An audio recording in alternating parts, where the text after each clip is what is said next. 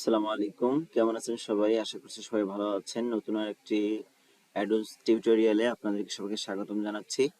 So আজকে আমরা যেটা দেখব সেটা হচ্ছে এলিমেন্টরের যে ন্যাব মেনুটা আছে এটা আসলে কিভাবে কাজ করে, আমরা এটাকে কিভাবে কোথায় কিভাবে ইউজ করতে পারি আমরা আজকে সেটা দেখব। তো আমি যেটা করেছি সেটা হচ্ছে ওয়ার্ডপ্রেসের ড্যাশবোর্ড থেকে পেজেসে আসছি, অল পেজ থেকে হচ্ছে ফ্রি অল অ্যাডন্স এটাকে আমি এডিটরে রান করে নিয়েছি।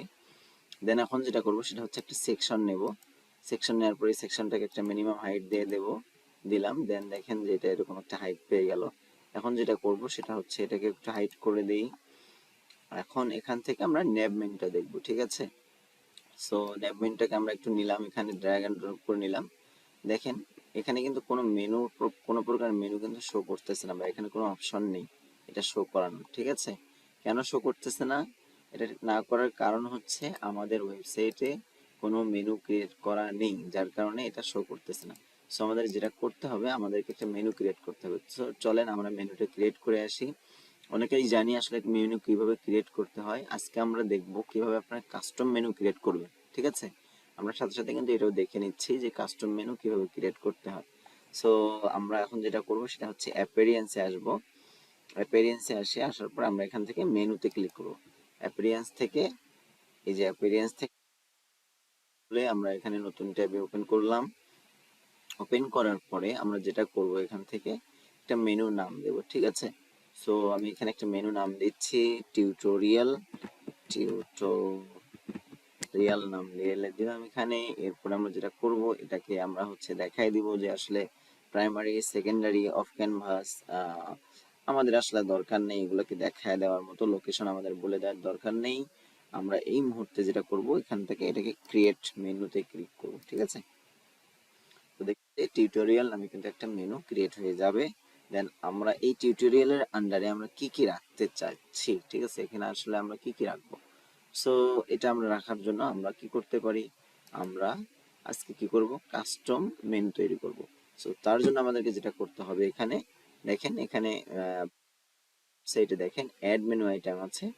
আমরা এখানে পেজেস থেকে অ্যাড করতে পারি, কোর্স থেকে অ্যাড করতে পারি, দেন হচ্ছে কাস্টম লিঙ্ক থেকে, ক্যাটাগরি থেকে, দেন ই কমার্সের আমাদের যে বিভিন্ন মেনুগুলো আছে, অপশনগুলো আছে, আমরা কিন্তু সেগুলো থেকে করতে পারি। সো আমরা আজকে কি করব, কাস্টম লিঙ্ক দিয়ে কিভাবে মেনু করতে হয় সেটা দেখব। সো যেটা করবেন আপনারা হচ্ছে এখানে কাস্টম লিঙ্কে ক্লিক করবেন, করার পরে এখানে আপনাদের মেনু লিঙ্কটা দিয়ে দেবেন। সো আমাদের এখানে তো কোনো মেনু লিঙ্ক নেই, তাহলে আমরা কি করব, আমরা এখানে হ্যাশ লিঙ্ক করাই দেব। দেন এখানে মেনু নাম দেব হচ্ছে ফার্স্ট নেম, ঠিক আছে? FIRST, ফার্স্ট, ঠিক আছে? ফার্স্ট মেনু দিয়ে দিলাম। দেওয়ার পরে এটাকে অ্যাড টু মেনুতে ক্লিক করব, ঠিক আছে? এখানে একটা কিন্তু চলে আসছে এখানে। এরপরে যেটা করব সেটা হচ্ছে আর একটা এখানে মেনু ক্রিয়েট করব, এখানে দিলাম। দেন হচ্ছে আমরা শর্টকাটে একটু লিখি দ্রুত করার জন্য, সেকেন্ড, ঠিক আছে? সো এইভাবে আমরা কিন্তু কাস্টমলি মেনু অ্যাড করতে পারি। আমরা চাইলে এগুলোকে করতে পারি, আমাদের যতগুলো ইচ্ছা আমরা কিন্তু ততগুলো এখান থেকে অ্যাড করতে পারবো। এখানে আপনারা ওয়েবসাইটের লিংক দেবেন, যেহেতু আমাদের ওয়েবসাইট লিংক নেই বা পেজের লিংক নেই, সো আমরা এখানে এটাকে হ্যাশ লিংক করায় দেব, ঠিক আছে? আপনারা কিন্তু যে কোনো লিংক ধরাই দিতে পারেন এখানে। তো লিংকের টেক্সটটা কি থাকবে আমরা সেটা এখান থেকে দিয়ে দিতে পারি, ঠিক আছে? তো দেখি আরেকটা করে নিই, আমরা যেহেতু আসছি থার্ড মেনু দিয়ে দিলাম, হ্যাঁ, শর্টকাট লিখে নিলাম, অ্যাড মেনুতে ক্লিক করলাম। এরপরে আমরা যেটা করব এখান থেকে আমরা এগুলো ক্রিয়েট করার পর দেখেন আমাদের সবগুলো কিন্তু এখানে চলে আসছে। আমরা এগুলোকে সেভ মেনুতে ক্লিক করতে পারি। সেভ মেনুতে ক্লিক না করলে কিন্তু এগুলো সেভ হবে না। সো আমাদের সেভ করা হয়ে গেল। এখন আমরা যেটা করব, আমাদের এডিটরে চলে আসবো। এডিটরে আসার পরে আমরা এডিটরটাকে একটু আপডেট করব, করার পরে রিলোড দেব, ঠিক আছে? তো আপডেট করলাম, করার পরে একটু রিলোড দেব, তাহলে কিন্তু দেখতে পারবেন আমাদের এখানে মেনুটা চলে আসবে। কারণ হলো আমাদের এর আগে মেনু ক্রিয়েট করা ছিল না, যার কারণে আমাদের কিন্তু মেনুটা শো করে নাই। সো দেখেন এখন আমাদের যেহেতু মেনুটা ক্রিয়েট করে আসলাম, এখানে আমাদের একটা মেনু, এই কারণে আমরা যদি এটাকে একটু ডিলিট করে দিই কিছু সময়ের জন্য, দেখেন এখানে কিন্তু আমরা যদি আবার এই যে ন্যাব মেনুটাকে নেই, এখান থেকে ন্যাব মেনুটাকে নিলাম, নেওয়ার পরে এখান দিয়ে ঠিক আছে, ডিফল্ট যে স্টাইলটা আছে আমাদের থিমের সেটা কিন্তু এখানে পাচ্ছেন। সো আমরা চাইলে এটাকে টিউটোরিয়াল আছে, আমরা আমাদের যদি কোনো মেনু ক্রিয়েট করে থাকতো তাহলে এখানে আমাদের আরো মেনুগুলো শো করতো, আমাদের ইচ্ছা মতো আমরা এখান থেকে দেখাই দিতে পারতাম। আমাদের এখানে একটা মেনু আছে টিউটোরিয়াল নামে, এই জন্য আমরা এখানে মেনুগুলো দেখতে পাচ্ছি। ঠিক আছে, সবগুলো মেনু কিন্তু একটা নাম দেয়া আছে, ঠিক আছে, প্যারামিটার নাম দেয়া আছে। তারপরে লেআউটটা এখানে হরাইজন্টাল দেখতে পাচ্ছি, আমরা চাইলে ভার্টিক্যালও করে দিতে পারি, দেখতে পাচ্ছেন এইভাবে। কিন্তু এখানে যে যে স্টাইলটা পাচ্ছে, হোভারে একটা গ্রিন কালার পাচ্ছে, আমরা কিন্তু এটাকে চেঞ্জ করতে পারবো, ব্যাকগ্রাউন্ড কালার দিতে পারবো, তারপর হচ্ছে লেফট অ্যালাইনমেন্ট আমরা মেনটেন করতে পারবো। ঠিক আছে, আমরা হচ্ছে এইটাকে একটু হরাইজন্টালি রাখি। এরপরে হোভার করে দেখেন আন্ডারলাইন হচ্ছে, তাই না? আমরা চাইলে এখানে পয়েন্টারটা এটা কিন্তু নান করে দিতে পারি, এই নান করে দিলাম। এখন দেখেন এখানে কিন্তু শুধু হোভারের ইফেক্টটা পাচ্ছে, বাট পয়েন্টার কিন্তু ইফেক্টটা পাচ্ছে না।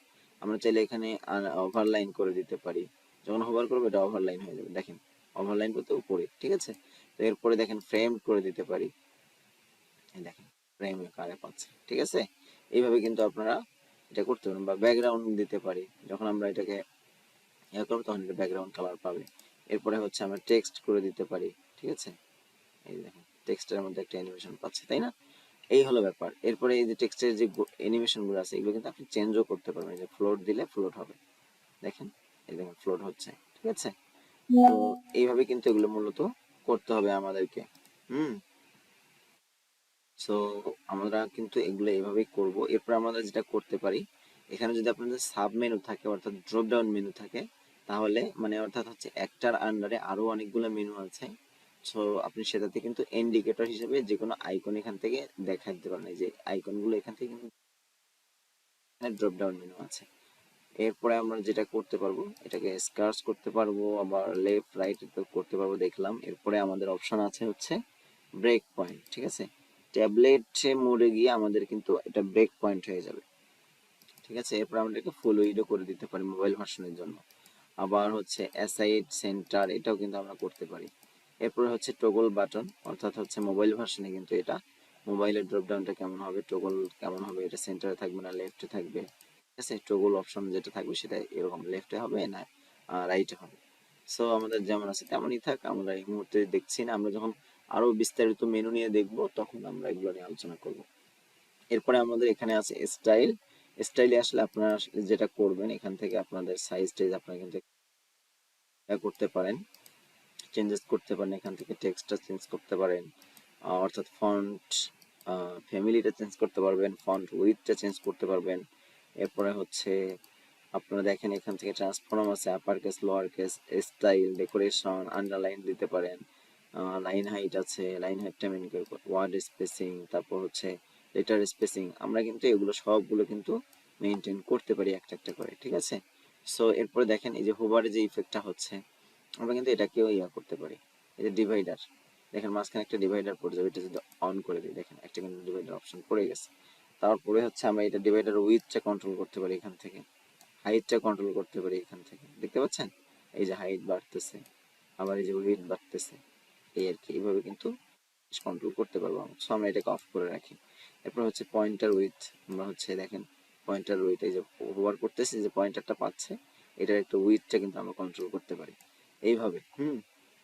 এরপরে আমরা যেটা করব সেটা হচ্ছে এই টেক্সট কালারটা আমরা এখান থেকে চেঞ্জ করতে পারি, আমরা দেখেন রেড কালার করে দিলাম, বা হচ্ছে আমরা চাইলে গ্রিন করে দিতে পারি।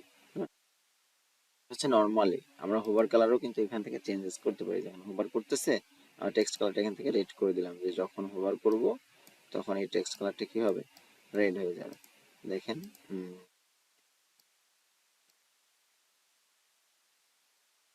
ঠিক আছে, এই হচ্ছে ব্যাপার। পয়েন্টার কালারটা কিন্তু আমরা এখান থেকে চেঞ্জ করে দিই, আমরা হচ্ছে ব্ল্যাক হয়ে যাবে, দেখেন ব্ল্যাক হয়ে যাচ্ছে কিন্তু। হ্যাঁ, তো এই হচ্ছে ব্যাপার। আমরা কিন্তু আরো ইয়া করতে পারি, এখান থেকে ড্রপ ডাউন যদি থাকে ড্রপ ডাউন স্টাইলটা এইভাবে করতে পারবো, টগলের অপশনের স্টাইলটা আমরা কিন্তু এইভাবে করতে পারবো। এই হচ্ছে ব্যাপার। আর টগলটা একটু দেখাই নিয়ে এসেছি, টগলটা আসলে কিভাবে কাজ করে দেখেন। আমরা যদি একটু আপডেট করি, এটাকে আপডেট করার পরে আমরা যদি মোবাইল ভিউ করি তাহলে দেখেন এটা কেমন দেখা যাচ্ছে।